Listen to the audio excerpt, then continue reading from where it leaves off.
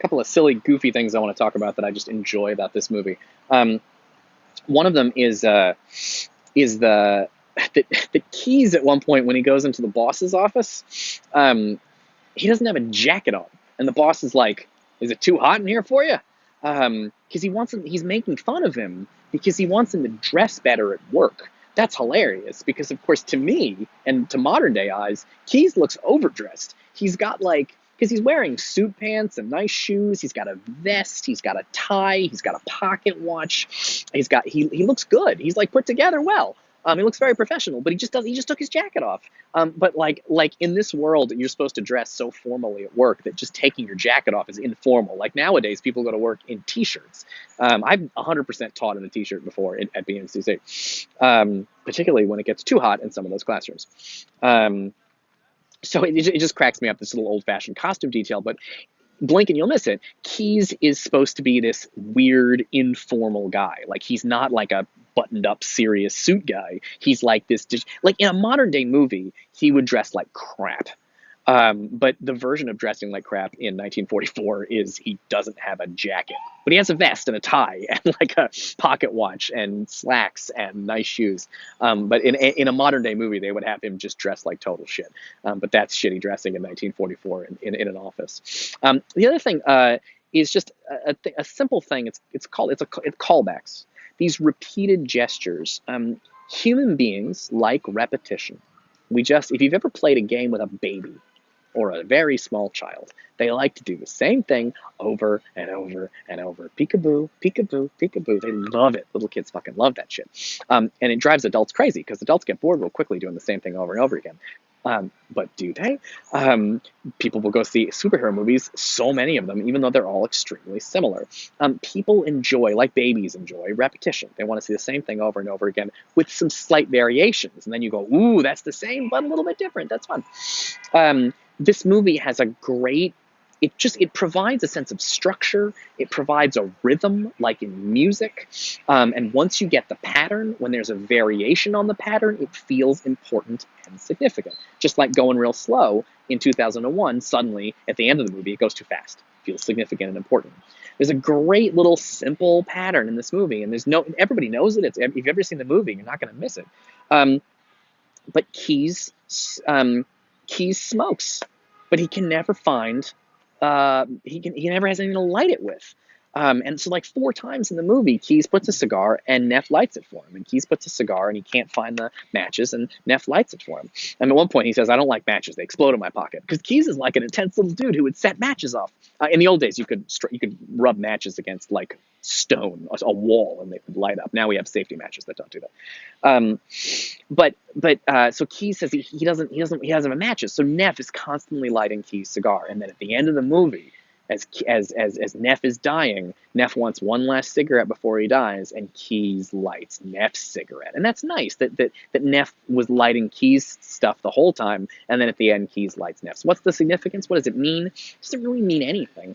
It just provides, it's a satisfying pattern, like the beat in a song, and it's just something to enjoy. It's not a symbol. It's not a metaphor. It's, it could be, I guess, if you want to make that argument. But I think the most important thing about it is it's just a connection between 2 characters that's repeated like a rhythmic thing. And it's satisfying. You go, oh, shit, at the end of the movie, because now it's reversed. And that Keys is now the one lighting Neff's cigar. Because, of course, for the whole movie, Neff knew more than Keys.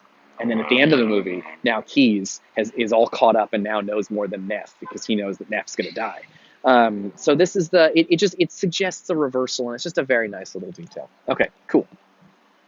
The mix of love and murder in this movie is fascinating.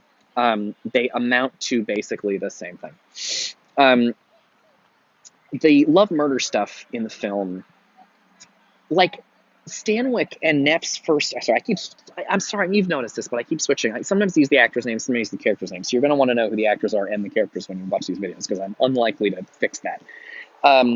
So when Neff and Phyllis, their first kiss is really over the murder. It's when they've decided to commit murder that they have their first kiss. Their first "I love you" is also like right around. It's connected directly to to the murder, right? She says, "I love you" when they're, moving the dead body, and she said they kiss when they've decided, okay, now we're really going to do it. We're really going to murder this guy. And so it's the mixing of love and murder that causes all the problems in the film. Um, because if it was just murder with no love, they could get away with it. The first half of this movie is Phyllis and Neff trying to commit murder, but they're dealing with different kinds of obstacles, right? Like, will the car start, and are they going to get caught, and how are they going to get him on the train, and how is, the guy Jackson on the back of the train sees the guy, and does that mess up the plan? So they have to kind of plan out, is the husband not going to go on the trip after all, and then they have to replan the whole thing. The first half of the movie is external obstacles, but the second half of the movie is fascinating because the obstacles are all internal. All they have to do to win, and all they have to do to get away with murder, is nothing. They just have to do nothing. The obstacles become, as I was talking about fate earlier, and character, and tragedy, right? Tragedy is linked to who you are in here. It's not about like, police are after you. It's about who you are as a person. And Neff and Phyllis have to see each other. Because they're in love, although there also seem to be in hate. And as Neff points out, love and hate it doesn't matter. Love, hate, they're connected to each other passionately, and that means that they're going to fuck each other up. That means that they're going to slip up.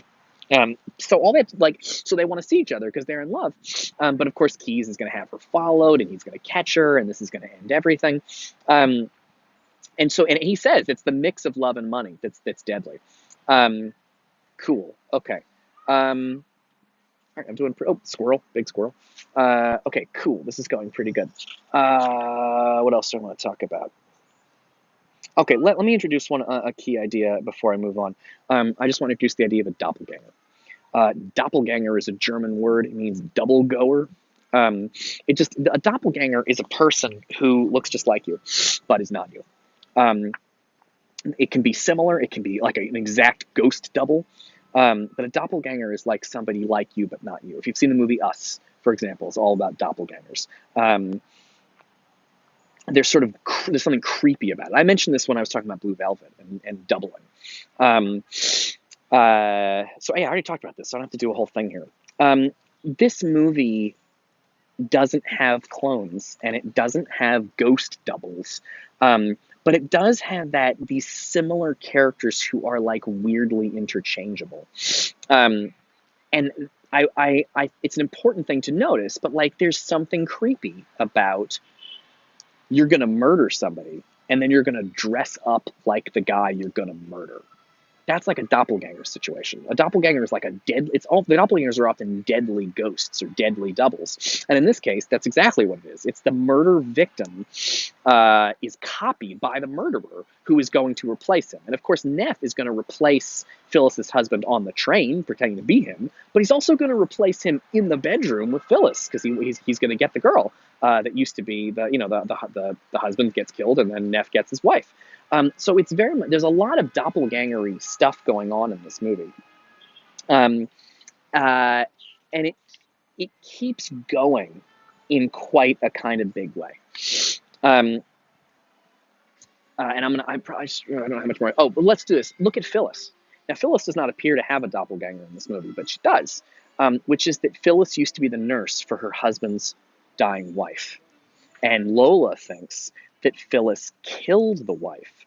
Why? So she could become the wife. See that idea of replacing a person with another person? So Neff dresses up like the guy he's going to kill in order to take that guy's place in Phyllis's bedroom. And Phyllis kills the wife in the backstory of the movie. Before the movie even begins, Lola says that Phyllis killed Lola's mother in order to get her father, meaning she killed the mother to replace the mother. This idea of people being interchangeable in this way, that you can take one person and swap them out with another, very similar to the theme in the movie. It's connected. It's the same theme of turning your husband into cash or turning people into statistics. It's this idea that human life is not valuable. And no one in this movie thinks human. Even the good guys reduce people to cash. Even the insurance company, they reduce them to cash and statistics. And the characters are trying to reduce people to cash. So the idea of interchangeable people, swap one person out and get another, it's going to keep going in this movie. And so I wanted to introduce it here. I will see you guys in the next video.